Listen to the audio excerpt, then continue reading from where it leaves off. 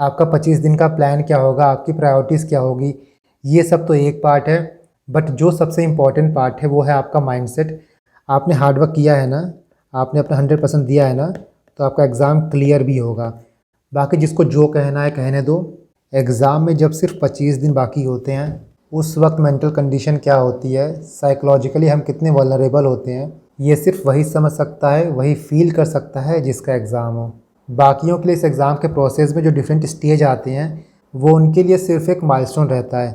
आपका फॉर्म आ गया, आपका प्री हो गया, आपका प्री का रिज़ल्ट आ गया, मेंस आ गया, मेंस का रिज़ल्ट आ गया, इंटरव्यू हो गया और फाइनल रिज़ल्ट आ गया। तो दूसरों के लिए बस ये एक एक दिन इम्पॉर्टेंट होता है, बट इसके बीच जो भी होता है उसको सिर्फ आप समझ सकते हो, इस बीच सिर्फ आप लड़ते हो। And the best part is कि वो टाइम आ गया है, यू आर ऑलमोस्ट देयर। इसीलिए बियॉन्ड एवरीथिंग इस टाइम जो सबसे इम्पॉर्टेंट है ना, वो है फेथ। फेथ खुद पे, फेथ अपने हार्डवर्क पे और फेथ अपने भगवान पे। आपने इन 1 सालों में अपना 100% दिया है, तो आपका क्लियर भी एग्ज़ाम होगा। इन 25 दिनों में सिर्फ अपने दिमाग में यही एक बात रिपीट करनी है कि I am giving my 100%, I will clear it. I am giving my 100%, I will clear it. I want every one कि वो खुद पे भरोसा रखें कि वो इस एग्ज़ाम को क्लियर कर सकते हैं। और आप कमेंट में जाके लिखो कि I am giving my 100%, I will clear it. और मैं आपको ये एश्योरेंस दिलाता हूँ कि भोलेनाथ कभी भी आपके साथ कुछ भी गलत नहीं होने देंगे। उनके प्लान से बड़ा हमारा प्लान नहीं हो सकता। कभी कभी कुछ बातें ऐसी होती हैं ना, जो लिटरली आपको बहुत हिम्मत देती हैं। Some time when you are in the dark place, you think you have been worried, but actually you have been planted. अभी आपको लग रहा होगा कि सब कुछ ख़राब हो चुका है, सब कुछ अंधेरा दिख रहा होगा आगे, बट ट्रस्ट मी, इस अंधेरे की सुबह है। अपने दिमाग में सिर्फ ये सोचो कि आपका एग्ज़ाम क्लियर हो रहा है। ना देखो, आपके हाथ में 25 दिन बाकी है, बट एग्ज़ाम के जब आप लास्ट टाइम पे आते हो तो 1 दिन 2 दिन का डिफरेंस भी बहुत बड़ा डिफरेंस होता है। 25 दिन में जो लास्ट का 5 दिन है, वहाँ पे आप सिर्फ रिवाइज़ करोगे पूरा का पूरा सब्जेक्ट, चाहे हिस्ट्री हो गया, पॉलिटी हो गया, इकोनॉमिक्स हो गया, ज्योग्राफी हो गया, सारे सब्जेक्ट को रिवाइज़ करोगे। जो मेन पार्ट है वो इस 20 दिन का है कि इस 20 दिन में हमको क्या करना है। देखो, यहाँ मैं कोई रॉकेट साइंस आपको नहीं बताऊंगा कि आप ये करोगे तो ऐसा हो जाएगा, वो करोगे तो वैसा हो जाएगा। ऑलमोस्ट आपको सारी चीज़ें पता हैं, बस थोड़ी चीज़ें आपको स्ट्रीमलाइन करनी है, अपनी प्रायोरिटी सेट करनी है। क्योंकि आप A to Z सब कुछ रिवाइज़ नहीं कर सकते हो और ना सब कुछ पढ़ सकते हो। यूपीएससी के प्रायोरिटी के हिसाब से चीज़ों को रिवाइज़ करो। जहाँ कॉस्ट टू बेनिफिट ज़्यादा हो उसको पहले फोकस करो। यहाँ हम दोनों पेपर की बात करेंगे, जीएस की भी और सीसेट की भी, क्योंकि दोनों बहुत इंपॉर्टेंट है। अब आप ये नहीं कह सकते हो कि सीसेट क्वालिफाइंग है, सीसेट भी ऑलमोस्ट मेरिट डिसाइड करने में बहुत इंपॉर्टेंट रोल प्ले करता है। सबसे पहले हम जीएस की बात करते हैं। ये सारे सब्जेक्ट आपके सामने हैं। Art and culture, ancient, medieval, modern, ये आपके हिस्ट्री का पार्ट हो गया। इसके बाद पॉलिटी हो गया, economy, geography, environment, science and tech, बाद में करंट अफेयर। ये देखो आपका हीट मैप है। हीट मैप मतलब कि कौन सा टॉपिक पिछले 10-12 सालों में कितने बार पूछा गया है, आप यहाँ पे क्लियरली देख सकते हो। और इसी हिसाब से आपको अपना रिवीजन प्लान करना है। इन 10 टॉपिक में से 5-6 टॉपिक ऐसे हैं जो आपकी प्रायोरिटी एरिया में है। ये देखो ना, सबसे रेड एरिया यही है, यही रेड हॉट एरिया है। और इनको आप मास्टर कर लिए, इनको रिवाइज कर लिए, इन पे आप कमांड बना लिए, बहुत आराम से आपका प्री क्लियर होगा। प्री आपका कोई रोक नहीं पाएगा। एक आपका मॉडर्न हिस्ट्री हो गया, polity, economy, geography, environment and science and tech. इनमें भी आप इन चारों को देखो, modern history, polity, economy and geography. क्योंकि जो एनवायरनमेंट है वो बहुत ज़्यादा डायनेमिक है। कोई इसका सेट रिसोर्स, कोई इसका फिक्स्ड रिसोर्स है नहीं कि आप ये बोलो कि ये रिसोर्स मैंने पढ़ लिया तो मेरा एनवायरनमेंट कंप्लीट हो गया है। इसके बाद science and tech. Science and tech basically आप PYQ से कवर करते हो, करंट अफेयर से कवर करते हो, प्लस वहाँ पे लॉजिकल रीजनिंग लगाते हो। लॉजिकल रीजनिंग भी साइंस एंड टेक पे बहुत इंपॉर्टेंट रोल प्ले करता है। चाहे आप इसको कितना भी इग्नोर करो, बट लॉजिकल रीजनिंग बहुत इंपॉर्टेंट रोल प्ले करेगा और हर साल प्ले करता है साइंस एंड टेक में। इनफैक्ट पूरे जीएस के पेपर में ही कई क्वेश्चन ऐसा होता है जो आप लॉजिकल रीजनिंग के थ्रू, अपने माइंडसेट के थ्रू सॉल्व कर सकते हो। और वो आपको सीखना पड़ेगा, क्योंकि जो नॉलेज और कट ऑफ के बीच का गैप है ना, वो यही माइंडसेट भरेगा। तो लास्ट के 20 दिनों में आपकी प्रायोरिटी क्या होनी चाहिए? ये 5-6 टॉपिक होना चाहिए। देखो किस प्रायोरिटी पे आप चीज़ों को रिवाइज़ करो। सबसे इंपॉर्टेंट है पॉलिटी। पॉलिटी में ज़्यादातर लोग मैक्सिमम क्वेश्चन सही करते हैं, तो पॉलिटी में हमको कोशिश करना है कोई भी हम लूज़ एंड ना छोड़ें। इसके बाद इकोनॉमी हो गया, फिर ज्योग्राफी हो गया, फिर मॉडर्न हिस्ट्री हो गया, फिर एनवायरनमेंट हो गया, साइंस हो गया। इसके बाद लास्ट में आप एंशिएंट कर सकते हो, मिडिवल कर सकते हो। एंशिएंट मिडिवल में भी आप फोकस दोगे, पहले एंशिएंट को, उसके बाद मिडिवल को। ना यहाँ पे आपके मन में ये डाउट आया कि मॉडर्न हिस्ट्री लास्ट ईयर सिर्फ 2 क्वेश्चन पूछा गया था, बट वहीं एंशिएंट को देखें तो इसका वेटेज ज़्यादा है। लेकिन देखो यहाँ पे ना आप बता नहीं सकते हो कि अगले साल क्या हो जाएगा। ये पिछले 2-3 साल से मॉडर्न में क्वेश्चन कम पूछ रहा है, बट हो सकता है नेक्स्ट ईयर फिर से 5 क्वेश्चन 6 क्वेश्चन पूछ ले। तो जो चीज़ आपके हाथ में है, जो चीज़ आप पढ़ पा रहे हो, जिसका रिसोर्स डिफाइंड है, उसको तो छोड़ के नहीं जाना है। अगर आप उसको छोड़ के जा रहे हो तो बहुत बड़ी गलती कर रहे हो। बिकॉज मैंने ये बात बार बार बोली है कि अगर आप टफ़ क्वेश्चन को गलत करते हो तब आपके सिलेक्शन का चांस कम नहीं होता है, बट वहीं आप इजी क्वेश्चन को गलत करते हो, ऐसे क्वेश्चंस को गलत करते हो जो बाकी लोग सही कर रहे हैं, उस टाइम हर एक गलत क्वेश्चन में आप हज़ारों बच्चों से पीछे जाते हो। तो मॉडर्न हिस्ट्री एक ऐसा सब्जेक्ट है जो सब लोग पढ़ के जाएंगे, इसको आप नहीं छोड़ सकते हो। इसीलिए अपनी प्रायोरिटी पहले मॉडर्न हिस्ट्री रखना, उसके बाद एंशिएंट और फिर मिडिवल। क्योंकि क्या होता है कि मॉडर्न हिस्ट्री जो है वो थोड़ा कंसेप्चुअल है, बट वहीं एंशिएंट मिडिवल जो है वो बहुत याद करने वाला है, बहुत रट्टाफिकेशन है। तो एंशिएंट मिडिवल को आप जितना एग्ज़ाम के पास रखोगे उतना ही अच्छा होगा आपके एग्ज़ाम के लिए, उतना ही अच्छा होगा आपकी रिटेंशन के लिए। यहाँ पे भी जो ये 4 सब्जेक्ट हैं इन पे आपको मैक्सिमम फोकस करना है। इसके बाद जो एनवायरनमेंट है, आप उसको करंट अफेयर के थ्रू पढ़ रहे होगे, कुछ PYQs लगाए होगे, कुछ इंपॉर्टेंट थीम्स लगाए होगे। ये इंपॉर्टेंट थीम्स की बात भी हम कर लेंगे कि इन इंपॉर्टेंट थीम्स को आपको रिवाइज़ करके जाना है। तो आपकी रिवीजन प्रायोरिटी क्या होगी, आपको कंसेप्चुअल टू फैक्चुअल जाना है। ये कंसेप्चुअल है, ये कंसेप्चुअल है, ये कंसेप्चुअल है, ये कंसेप्चुअल है। बाकी environment, science and tech, ancient medieval थोड़े फैक्चुअल साइड आ जाते हैं। आप स्टार्टिंग में रिवाइज़ कर रहे हो तो आप थोड़ा कॉन्सेप्ट रिवाइज़ करो, क्योंकि कॉन्सेप्ट आप 10 दिन बाद 20 दिन बाद नहीं भूलोगे। बट हो सकता है कि कोई फैक्ट आप आज याद करो तो 2 दिन बाद फिर आप भूल जाओ। इसीलिए जो फैक्चुअल चीज़ें हैं, जो सिर्फ रटने वाली चीज़ें हैं, उनको आप थोड़ा एग्ज़ाम के पास रखो। ना इनकी हम इंडिविजुअली बात करें कि कौन से टॉपिक से क्वेश्चन पूछे गए हैं, तो आप यहाँ पे देख सकते हो। सबसे पहले हम पॉलिटी का हीट मैप देखते हैं। तो यहाँ देखो इंडियन कॉन्स्टिट्यूशन 10% यहाँ से क्वेश्चन आया था। इसके बाद यूनियन एंड स्टेट लेजिस्लेचर, ये आपका पार्लियामेंट हो गया, यहाँ से 18% आ रहा है। प्रेसिडेंट, वाइस प्रेसिडेंट, गवर्नर, यहाँ से 4% आ रहा है। फंडामेंटल राइट, यहाँ से 7% आ रहा है। DPSP, फंडामेंटल ड्यूटीज़, यहाँ से 8% आ रहा है। इसके बाद देखो पॉलिटिकल थियरी, यहाँ से 10% आ रहा है। पॉलिटिकल थियरी मतलब जो बेसिक क्वेश्चन आता है, जैसे स्टेट किसे कहते हैं और हमारे कंट्री में पार्लियामेंट्री सिस्टम है तो उसका मतलब क्या हुआ। जो पॉलिटी का बेसिक क्वेश्चन होता है ना, जो कंसेप्चुअल क्वेश्चन होता है, वो पॉलिटिकल थियरी में आता है, ठीक है। इसके बाद आप नीचे आओ तो यहाँ पे देखो जुडिशरी से 7% आ रहा है, इंपॉर्टेंट एक्ट्स अमेंडमेंट से 6% आ रहा है। तो रिवीजन के टाइम पे ये आपका फोकस एरिया हो गया। आप इस वक्त हर एक टॉपिक को बराबर समय नहीं दे सकते हो, इसीलिए रिवीजन के लिए आपको अपना प्रायोरिटी सेट करना होगा। ये तो रही पॉलिटी की बात। ना हम इकोनॉमिक्स में आए तो देखो कुछ इंपॉर्टेंट टॉपिक्स हैं जिनसे क्वेश्चन बहुत ज़्यादा पूछा जा रहा है। मैंने इसकी बात अपने लास्ट वीडियो में भी की थी, जहाँ मैंने आपको 15 हाई यील्डिंग टॉपिक्स दिखाए थे। देखो 15% क्वेश्चन कहाँ से आता है, RBI function, money policy, balance of payment. और फिर देखो यहाँ 15% कहाँ से आ रहा है, तो RBI, Indian banking system, finance system, यहाँ आपका मॉनेटरी पॉलिसी हो गया। इसके बाद आप देखो 9% कहाँ से आ रहा है, poverty development, health and education. 8% कहाँ से आ रहा है, एग्रीकल्चर से। 6% कहाँ से आ रहा है, तो लॉज एंड पॉलिसीज़ से। इसके बाद हम ज्योग्राफी में देखें, ज्योग्राफी में कंसेप्चुअल अंडरस्टैंडिंग की बात करो, जहाँ से रिसेंट ईयर क्वेश्चन बहुत ज़्यादा आ रहे हैं। 2 टॉपिक हो गया, एक आपका ओशनोग्राफी हो गया, दूसरा क्लाइमेटोलॉजी हो गया। तो ये दोनों टॉपिक बहुत इंपॉर्टेंट है, इनको आप रिवाइज़ कर लेना, क्योंकि ज्योग्राफी का वेटेज धीरे धीरे UPSC बढ़ा रहा है। इसके बाद जो फैक्चुअल साइड हो गया, वहाँ पे आप देखो लेक्स, रिवर्स 13% आ रहा है।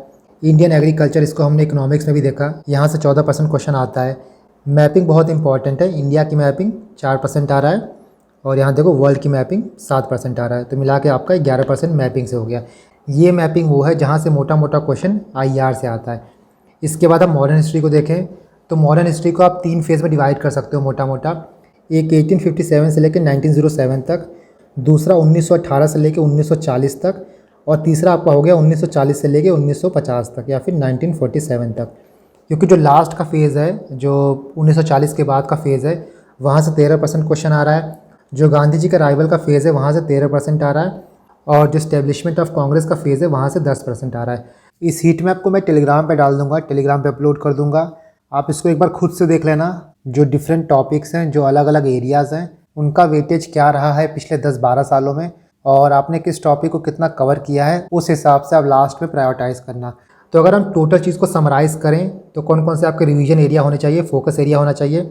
पॉलिटी की बात करें तो पॉलिटी में पार्लियामेंट आपको रिवाइज़ करना है, फंडामेंटल राइट्स रिवाइज़ करना है, बेसिक स्ट्रक्चर रिवाइज़ करना है, प्रीएम्बल देख लेना, प्रेसिडेंट देख लेना, फेडरल सेटअप देख लेना, अमेंडमेंट्स देख लेना, सुप्रीम कोर्ट देख लेना, emergency, fundamental duties, DPSP।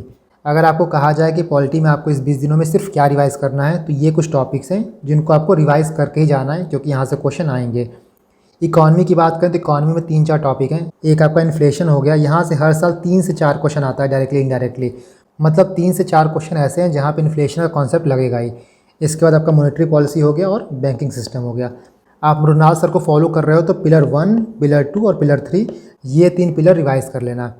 Geography की बात करें तो climatology, oceanography, reverse and mapping, ये 4 एरिया हैं, ये 4 फोकस पॉइंट है जो आपको ज्योग्राफी में ध्यान देने हैं। इसके बाद मॉडर्न हिस्ट्री को आप 3 पार्ट में डिवाइड कर सकते हो। सबसे इंपॉर्टेंट फेज़ जो आपको रिवाइज़ करना है वो 1915 से 1947 तक, उसके बाद जो सेकंड फेज़ रहेगा 1885 से 1915 तक, और जो आपका लास्ट प्रायोरिटी रहेगी वो है 1857 से लेकर 1915 तक। तो सबसे पहले आपको ये फेज़ रिवाइज़ करना है, फिर ये रिवाइज़ करना है, फिर ये रिवाइज़ करना है। साइंस एंड टेक की बात करें तो साइंस एंड टेक में लास्ट के एनसीईआरटी के 4 चैप्टर आप पढ़ लेना। बायोटेक इंपॉर्टेंट है। पीवाईक्यूज़ आई होप आप साइंस एंड टेक में देख ही रहोगे। इसके साथ आपका लॉजिकल रीजनिंग हो गया साइंस एंड टेक के क्वेश्चन को सॉल्व करने का।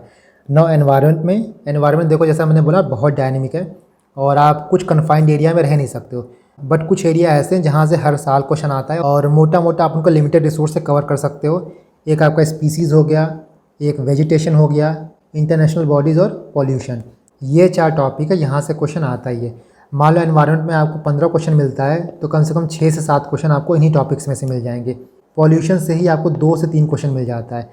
तो ये इंपॉर्टेंट एरिया है, ये फोकस एरिया है। इसके साथ आपको इन 20 दिनों में क्या करना है, जो मेरी हंट सीरीज़ है ना, उनमें जो मैं 15 टॉपिक रिवाइज़ करा रहा हूँ, जो 15 टॉपिक आपको पढ़ा रहा हूँ, बेसिकली ये जो स्टैटिक टॉपिक हैं उनको आपको रिवाइज़ करते जाना है, उनको आपको पढ़ते जाना है। जिनको नहीं पता है कि ये हंट सीरीज़ क्या है, तो हम यहाँ पे यूपीएससी के 15 इंपॉर्टेंट टॉपिक्स को कवर करने वाले हैं, जहाँ से ऑलमोस्ट आपको 15 से 20 मार्क्स के क्वेश्चन मिलेंगे। क्योंकि आप यूपीएससी के पीवाईक्यूज़ को एनालाइज करोगे तो कुछ टॉपिक्स ऐसे हैं जो हाई यील्डिंग एरियाज़ हैं। ये वो 15 टॉपिक हैं और किस साल कितने क्वेश्चन पूछे गए थे यू कैन सी हियर। कौन कौन से टॉपिक्स हैं, जैसे कॉन्स्टिट्यूशन में कौन कौन से कीवर्ड हैं, पॉलिटी का basic, inflation concept, environment species, organisation, history के कीवर्ड्स, मिनरल्स, पॉलिटी के आर्टिकल्स, अमेंडमेंट्स, सुप्रीम कोर्ट के judgements, places in conflict, constitutional development, schedule 5, schedule 6, rivers का PYQs, constitutional body, non constitutional body, important crops जो हैं और foreign travellers. यहाँ हमने 2 topic already cover कर लिया है, एक आपका फॉरेन ट्रैवलर हो गया और दूसरा आपका हो गया मिनरल्स। और जो ये सारे टॉपिक हैं, ऐसा नहीं कि ये कोई नया टॉपिक है, इनको आप स्टैटिक में ऑलरेडी पढ़ते ही हो। सो ये 15 टॉपिक ऐसे नहीं है कि कुछ आपको अलग से पढ़ना है, कोई अलग रिसोर्स है। ये टॉपिक आपके स्टैटिक एरिया का ही पार्ट है, बस ये हाई यील्डिंग एरियाज़ हैं, यहाँ से क्वेश्चन पूछे जाते हैं, तो आप इन पे अलग से फोकस कर रहे हो। और यही रीज़न है कि मैं सारे टॉपिक के नोट्स, सारे टॉपिक के लेक्चर्स एक दिन नहीं डाल रहा हूँ, क्योंकि मैं एक दिन में ही सब कुछ डंप कर दूंगा तो आप भी ओवरवेल्म हो जाओगे, आप भी सोचोगे कि क्या पढ़ें क्या छोड़ें। जो आपके ट्रेडिशनल रिवीजन का शेड्यूल है ना, वो बिगड़ जाएगा। इसलिए आप क्या करो, यहाँ पे जो आप पढ़ रहे हो, जो रिवाइज़ कर रहे हो, वो तो करो ही करो। जब मैं ये टॉपिक डालता हूँ तो आप इन टॉपिक्स को अलग से पढ़ लो। हमने ऑलरेडी हंट सीरीज़ में काफ़ी चीज़ें कवर कर ली हैं। आपका फॉरेन ट्रैवलर हो गया, मिनरल हो गया, शेड्यूल हो गया, स्पीसीज़ भी हमने कवर कर ली है। इसमें एक और पार्ट है कि स्पीसीज़ का बिहेवियर पे क्वेश्चन आता है, तो उसको हम देख लेंगे अलग से। और जो बाकी टॉपिक हैं, ज़रूरी नहीं है कि सबका मैं वीडियो डालूं, बिकॉज सबका वीडियो इंपॉर्टेंट भी नहीं है। आपके पास टाइम क्रंच है तो आप चीज़ों को रिवाइज़ करो। फॉर एग्जांपल फॉरेन ट्रैवलर्स, इसका मैंने सिर्फ पीडीएफ डाला है, क्योंकि फॉरेन ट्रैवलर्स में कुछ ऐसा नहीं आता कि आपको वीडियो के थ्रू कोई चीज़ समझाया जाए या फिर वीडियो के थ्रू बताया जाए। आपको सिंपली यहाँ पे चीज़ें दी गई हैं, आपको बस याद करना है, आपको रिटेन करना है। तो इसका वीडियो देख के आप अपना टाइम वेस्ट मत करो, पीडीएफ उठाओ, 2-3 पेज है, उसको सिर्फ रटते जाओ, रिवाइज़ करते जाओ। सो फाइनली जीएस के लिए आपको क्या करना है इन 25 दिनों में, ये जो आपके ट्रेडिशनल टॉपिक हैं, जो बेसिक टॉपिक हैं, उनमें जो प्रायोरिटी एरियाज़ हैं उनको रिवाइज़ करते जाना। इसके साथ हंट सीरीज़ को फॉलो करते जाना। अभी आपको 20-25 दिन सिर्फ और सिर्फ यही फॉलो करना है, इसके आगे पीछे दाएँ बाएँ कुछ मत सोचना।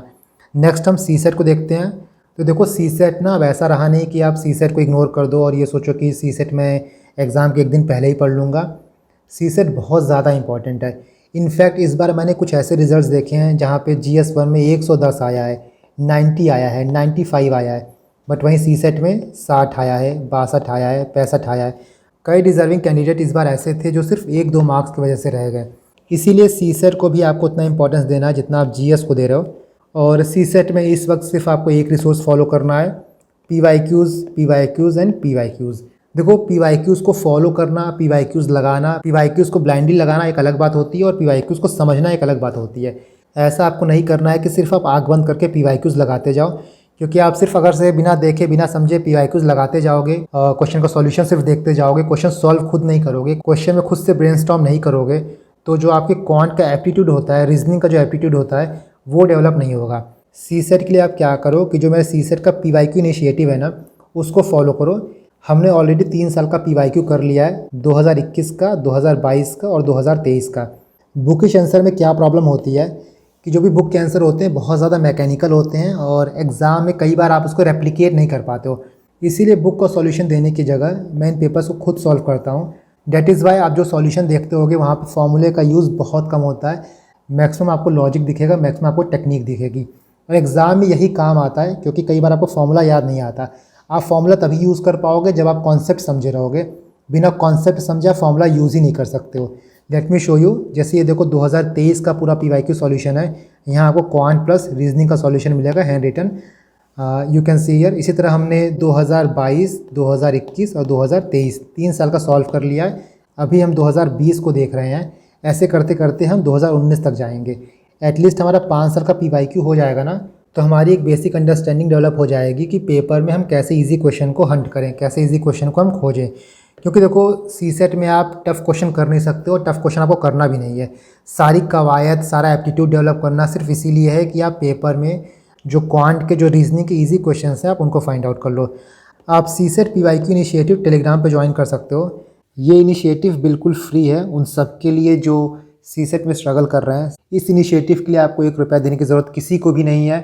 मैं इस चीज़ को क्लैरिफाई इसीलिए कर रहा हूँ बिकॉज मुझे 1-2 मैसेज ऐसे भी आए थे कि जो मेरा सॉल्यूशन PDF है सीसेट का, उसको कुछ टेलीग्राम चैनल पैसे लेके बेच रहे हैं। इस इनिशिएटिव के लिए, सॉल्यूशन PDF के लिए आपको कहीं भी किसी को भी 1 रुपया देने की ज़रूरत नहीं है। ये इनिशिएटिव हमारा सीसेट टेलीग्राम चैनल पर रन कर रहा है। टेलीग्राम चैनल का लिंक है IAS PCS पाठशाला सीसेट, और मैं लिंक को डिस्क्रिप्शन बॉक्स में भी दे दूँगा। नहीं तो आप सिंपली टेलीग्राम पे जाके IAS PCS पाठशाला सीसेट सर्च करोगे, आपको मिल जाएगा। बहुत से फेक चैनल्स भी बन गए हैं, बट जिसमें 19,000 प्लस सब्सक्राइबर्स हैं वही चैनल है। देखो सीसेट का 2 पार्ट है, एक आपका क्वांट रीजनिंग, दूसरा है कॉम्प्रिहेंशन। और आपको सीसेट क्वालिफाई करने के लिए दोनों पे फोकस करना होगा। आप ये बिल्कुल मत सोचना कि मैं इंजीनियर हूँ, मैंने मैथ पढ़ा है तो मैं सिर्फ क्वांट पे फोकस करूँगा, रीजनिंग पे फोकस करूँगा। और ये भी मत सोचना कि मेरा बैकग्राउंड आर्ट है तो मैं कॉम्प्रिहेंशन के थ्रू सीसेट निकाल लूँगा। क्योंकि देखो UPSC अगले साल क्या करे क्या ना करे किसी को नहीं पता। कहीं UPSC का दिमाग ख़राब हुआ, UPSC पेपर और वीक बनाना चाहे, तो ऐसा ना हो कि कॉम्प्रिहेंशन में भी UPSC ओनली 1 या फिर ओनली 2 जैसा ऑप्शन दे दे। इसीलिए आपको अपना रिस्क डिवाइड करना है। ना आपको पूरी तरह कॉम्प्रिहेंशन पे डिपेंड होना है और ना ही क्वांट पे, ना ही रीजनिंग पे। आपको तीनों पार्ट लेके चलना है। तीनों पार्ट में से आप थोड़ा थोड़ा सॉल्व करोगे, आपका कट ऑफ आराम से क्लियर हो जाएगा। अभी हम 4-5 दिन क्वांट और रीजनिंग पे फोकस कर रहे हैं। 2019 का एक बार PYQ हो जाए ना, उसके बाद हम कॉम्प्रिहेंशन को देखेंगे। कॉम्प्रिहेंशन को कैसे सॉल्व करें, कैसे वहाँ पे दिमाग लगाएं, कैसे ऑप्शन को डिड्यूस करें, उसको एक्सप्लेन करने के लिए कॉम्प्रिहेंशन पे भी हम 2-3 वीडियो में बात करेंगे। ना देखो ये सब तो ठीक है, बट कुछ चीज़ें ऐसी हैं जो इस वक्त आपको नहीं करनी है। सबसे पहले टेस्ट सीरीज़, कोई भी टेस्ट सीरीज़ मत दो। टेस्ट सीरीज़ आप बहुत ईजिली अवॉइड कर सकते हो, बहुत ही कंफर्टेबली अवॉइड कर सकते हो, क्योंकि रैंडम मॉक्स लगाना, रैंडम मार्क्स लाना इस वक्त बहुत डेट्रीमेंटल है आपके कॉन्फिडेंस के लिए। आप देखोगे तो मैक्सिमम टेस्ट सीरीज़ इस वक्त फ्री हैं। आपको इस ट्रैप में नहीं फंसना है। आप PYQs पे फोकस करो, टेस्ट सीरीज़ आप पूरी तरह से अवॉइड करो। दूसरा फोमो, कि मैंने ये नहीं किया, मैंने वो नहीं किया, उसने इतना पढ़ लिया, उसने वो पढ़ लिया। देखो UPSC ऐसा एग्ज़ाम है नहीं कि आप पूरा सिलेबस कवर करके जा सकते हो। और यहाँ पे अपने दिमाग में सिर्फ आप एक बार डाल लो कि आपने जितना पढ़ा है अगर आप उसी को रिवाइज़ कर लोगे वही मोर देन इनफ है। उसके अलावा आपको कुछ और पढ़ने की ज़रूरत नहीं है। वही चीज़, वही कंटेंट, वही रिसोर्स आपका प्री क्लियर करा देगा। तो फोमो आपको नहीं रखना है। जो पढ़े हो, जितना पढ़े हो वो मोर देन इनफ है। लास्टली, नहीं हुआ तो क्या हुआ, ये डाउट आपके दिमाग में बहुत आएगा कि नहीं हुआ तो क्या हुआ, अगली बार हम क्या करेंगे। देखो इसका आंसर सिंपल ये है कि नहीं हुआ तो क्या हुआ, ये आप 16 तारीख के बाद देखना। 16 तारीख तक किसी को नहीं पता कि UPSC में रैंक 1 किसकी आ रही है, UPSC में रैंक 2 किसकी आ रही है और किसका सिलेक्शन नहीं हो रहा है। तो 16 तारीख से पहले ये सोचना कि नहीं हुआ तो क्या हुआ, ये आप खुद के लिए ख़राब कर रहे हो, खुद को अंडरमाइन कर रहे हो। 16 तारीख से पहले तक सिर्फ ये सोचना है कि बस जैसे तैसे करके कैसे भी हमको इस साइकिल से इस बार बाहर निकलना है। इस बार हमको कुछ भी करके इस साइकिल से बाहर निकलना है। मैं अपना 100% दे रहा हूँ तो मेरा एग्ज़ाम ये क्लियर होगा। हर दिन अपने आप को ये बोलते रहो, हर दिन हर पल अपने आप को ये कॉन्फिडेंस देते रहो कि इस बार मेरा प्री क्लियर हो रहा है, प्री के बाद हम मेंस देखेंगे, मेंस के बाद हम इंटरव्यू देखेंगे। इसके अलावा XYZ कुछ भी नहीं सोचना है कि मेरा नहीं हुआ तो क्या होगा, आगे क्या करेंगे। स्टार्ट मैंने आपसे बोला ना कि जो भोलेनाथ का प्लान है ना वो आपसे बहुत बड़ा है। आप अपनी मेहनत करो, बाकी सब कुछ भोलेनाथ पे छोड़ दो।